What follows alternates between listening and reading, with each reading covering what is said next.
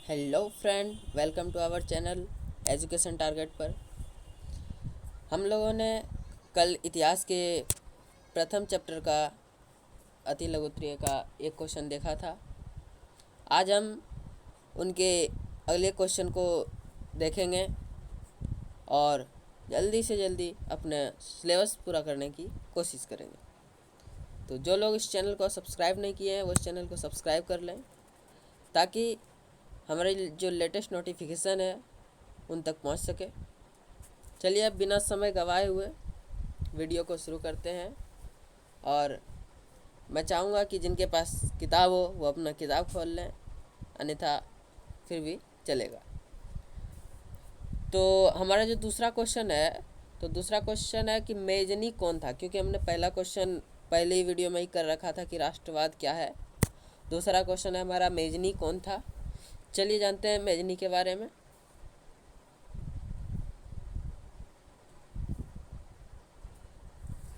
चलिए, क्वेश्चन है मेजनी कौन था। मेजनी इटली का मशहूर साहित्यकार जो साहित्य की रचना करता है, गणतंत्र विचारधारा का समर्थक का अर्थ हुआ कि जो लोकतांत्रिक व्यवस्था को चाहता हो, यानी कि वह लोकतंत्र के प्रति समग्र हो या लोकतंत्र के विचार रखता हो, उसे ही गणतंत्र विचारधारा का समर्थक कहते हैं। एवं एक योग्य सेनापति था।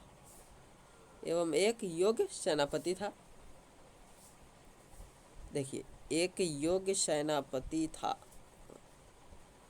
ठीक है, जिन्हें इटली का एवं यंग यूरोप का संस्थापक माना जाता है। अब देखिए, इन्होंने यानी कि मेजनी ने सन 1831 ईस्वी में यंग इटली का स्थापना किया था और उसी के जस्ट यानी कि 3 साल बाद 1834 ईस्वी में इन्होंने यंग यूरोप का स्थापना किया था, यंग यूरोप का, ठीक है। चलिए आगे देखते हैं।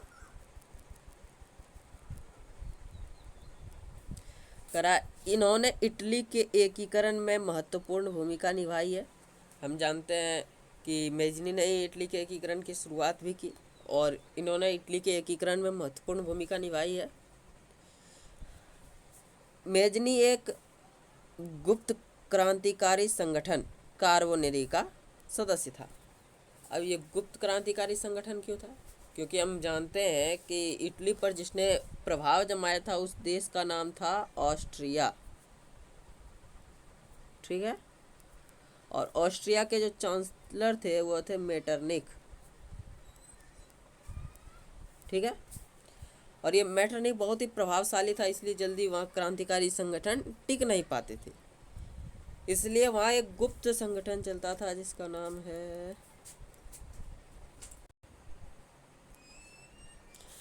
सॉरी मैं माफ़ी चाहता हूँ थोड़ा देर के लिए। हाँ, तो हम बात कर रहे थे कि वहाँ मेटरनिख का जो शासन था, मेटरनिख के कारण कोई भी संस्थाएं चल नहीं पाती थी, जिसके कारण एक गुप्त संगठन चलाया गया था जिसका नाम था कार्बोनरी, ठीक है। और वे इसी के सदस्य थे। तो इस तरह से हमारा पहला क्वेश्चन कंप्लीट होता है, यानी पहला कहें तो क्वेश्चन लेसन 1 का दूसरा क्वेश्चन हमारा कंप्लीट होता है। अब हम तीसरे क्वेश्चन की ओर बढ़ते हैं।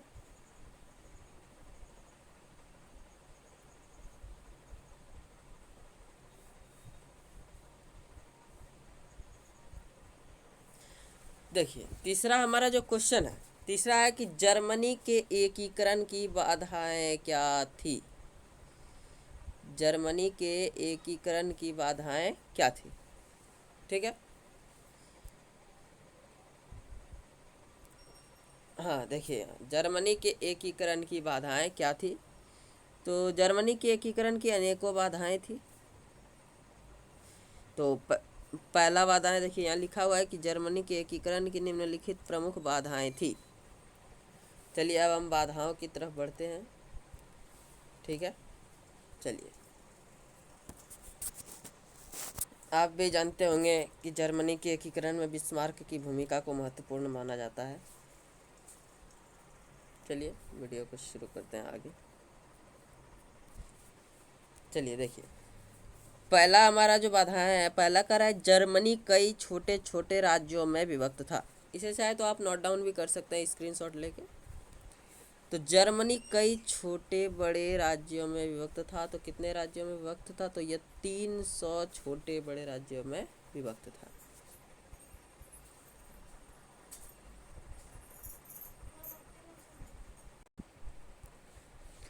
हाँ, तो दूसरा हमारा जो पॉइंट है, दूसरा है कि राजनीतिक, सामाजिक तथा धार्मिक क्षेत्रों में कई प्रकार के विभिन्नताएं मौजूद थी।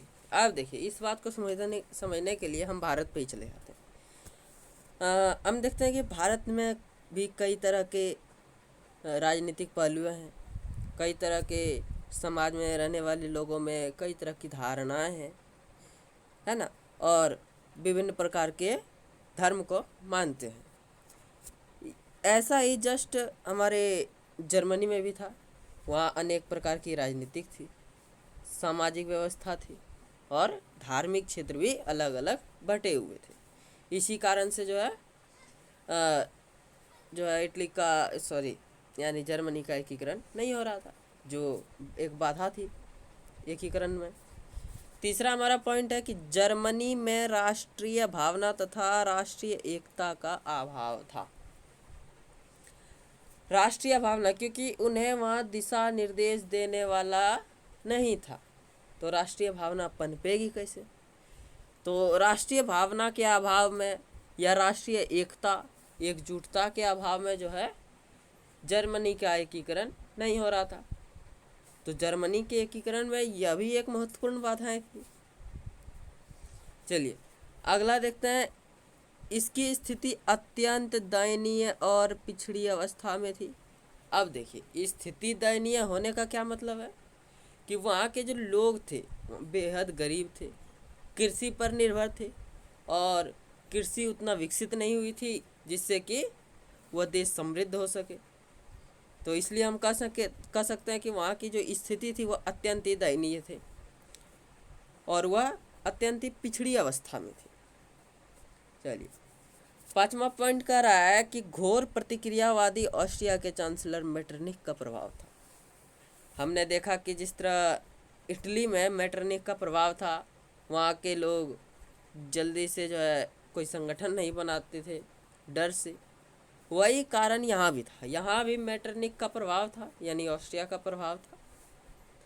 तो मेटरनिख के प्रभाव के कारण भी जो है जर्मनी का एकीकरण नहीं हो रहा था। लेकिन हालांकि इससे भी दूर किया गया, इसके बारे में हम आगे पढ़ेंगे। चलिए आगे देखते हैं।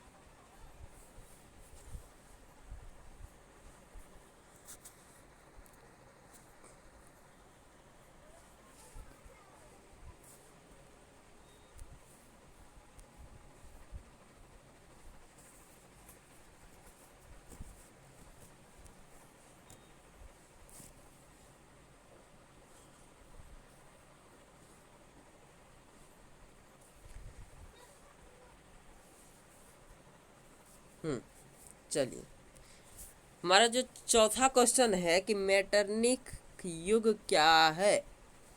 अब आपने पढ़ा कि ऑस्ट्रिया का चांसलर मेटरनिख था, तो अब हमें यह भी जानना जरूरी है कि मेटरनिख युग क्या है।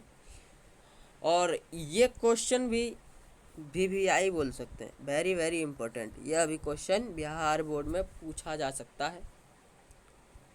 चलिए, अब क्वेश्चन को जानने के बाद हम आंसर की ओर बढ़ते हैं।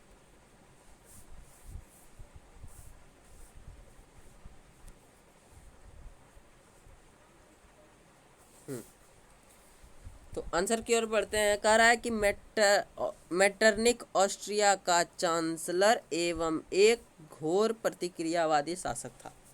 चांसलर समझ सकते हैं कि जिस तरह भारत को संभालने के लिए एक प्रधानमंत्री की आवश्यकता है, उसी तरह उस समय ऑस्ट्रिया को संभालने में चांसलर का बहुत बड़ा योगदान होता था। आज जिस तरह राज्यपाल का स्थान है, ठीक उसी प्रकार से उस समय चांसलर का स्थान माना जाता था। और कह रहा है घोर प्रतिक्रियावादी था। प्रतिक्रियावादी मतलब अत्याचारी बोल सकते हैं, मतलब ये किसी पर भी रहम नहीं करता था। ठीक है। अगला कह रहा है कि जिसका शासनकाल 1815 से 1848 तक माना जाता है।